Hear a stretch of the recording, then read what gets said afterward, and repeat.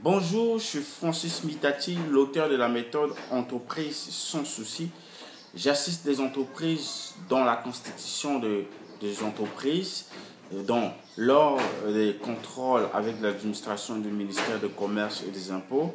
J'assiste des entreprises lors de contrôles avec la Chambre de commerce et j'assiste des entreprises lors de la constitution des entreprises au niveau du CEFU. Et j'assiste aussi les entreprises pendant la documentation, pendant l'achat et la sécurisation ou la protection de leurs terres et terrains. Alors aujourd'hui, je vais vous parler de ce qu'on appelle, qu'est-ce qu'est la cession de part. Parce que la cession de part, c'est un contrat. La cession de part, est le fait que pour un associé, c'est-à-dire le cédant, de vendre à un acquéreur, le cessionnaire, tout ou pas des droits qu'il détient dans le capital d'une entreprise. Un nouvel associé, entre parenthèses, l'acquéreur, entre dans le capital social de l'entreprise, tandis que le vendeur en sort ou voit sa participation être réduite. Par ailleurs, l'agrément devra suivre la procédure prévue de la loi ou les statuts juridiques de l'entreprise, selon le code WADA. Et nous avons les conditions générales de l'acte de cession. Parce que l'acte de cession, c'est un contrat, vous devez savoir. C'est un contrat qui permet à l'acquéreur d'acheter les parts et au cessionnaire de sortir. C'est-à-dire que c'est un contrat qui permet à un associé de vendre ses parts à une personne et de l'autre côté de rentrer dans le capital social comme étant un nouveau associé.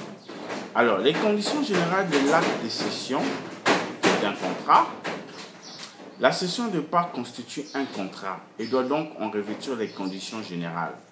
Nous avons par exemple le consentement des parties, un minima oral, mais un acte écrit est recommandé. C'est-à-dire que vous devez écrire le contrat de cession de parts. Nous avons aussi la chose cédée, c'est-à-dire les parts vendues. Celui-ci doit être réel et déterminé. Nous avons aussi des volontés libres et éclairées grâce à une information complète, faible et transparente. Nous avons aussi les capacités des parties à contracter. Celles-ci doivent être majeures, capables et non empêchées. Et il arrive fréquemment que les parties aient recours à un avant-contrat. La promesse unilatérale de vente ou l'achat dans lequel une des deux parties ou les deux s'engagent à réaliser la transaction. Le prix, quant à lui, est souvent à déterminer par un expert désigné d'un commun accord.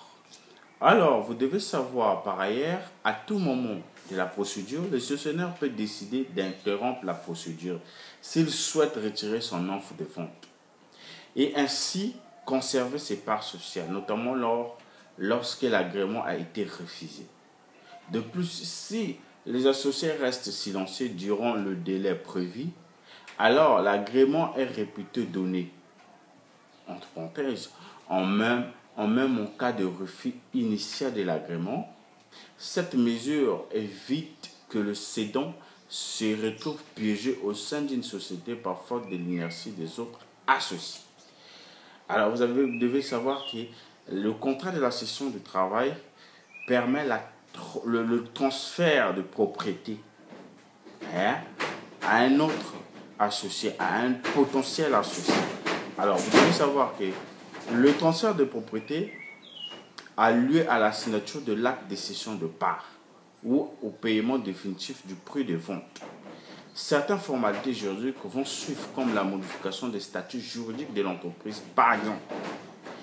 Nous avons aussi le cas particulier des cessions de parts de la société à responsabilité limitée.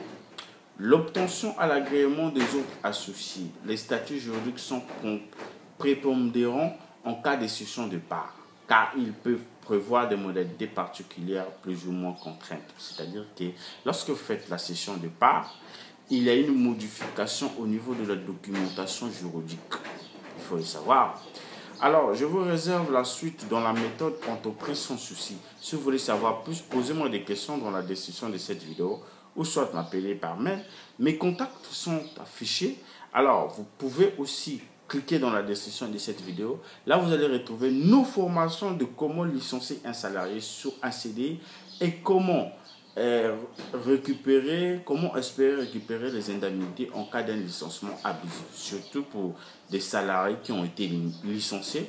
Cette formation est tellement complète pour vous permettre de connaître vos droits, ou des associés, ou des travailleurs, ou des chefs d'entreprise qui ne connaissent pas comment licencier un salarié sur un CDI. Cette formation est pour vous. Alors, vous pouvez cliquer dans la description de cette vidéo. Là, vous allez retrouver de part et d'autre le salarié, le chef d'entreprise, la protection ou bien vos droits de comment licencier un salarié et comment se protéger lors d'un licenciement d'un salarié. Alors, je vous réserve, nous avons aussi, si vous voulez souhaiter notre accompagnement à un prix dérisoire, nous sommes là pour vous accompagner dans la description de cette vidéo, dans la constitution des entreprises, et nous avons aussi l'assistance dans beaucoup de domaines, tels que dans la rédaction des contrats. Nous sommes là pour vous. Alors, je vous dis à bientôt.